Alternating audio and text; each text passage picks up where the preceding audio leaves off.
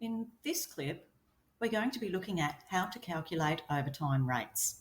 Now, Reese works in a restaurant and is paid a normal hourly rate of $11.30.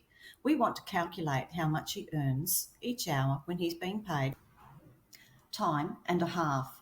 So time and a half is the hourly rate multiplied by 1.5.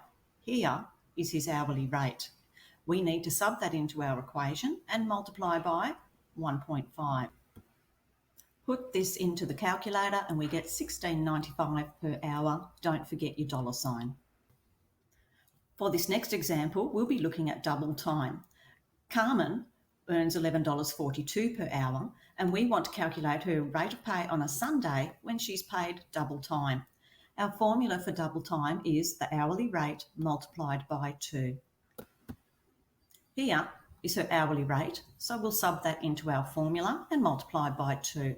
Put this into your calculator and you get $22.84 per hour. Don't forget your dollar sign.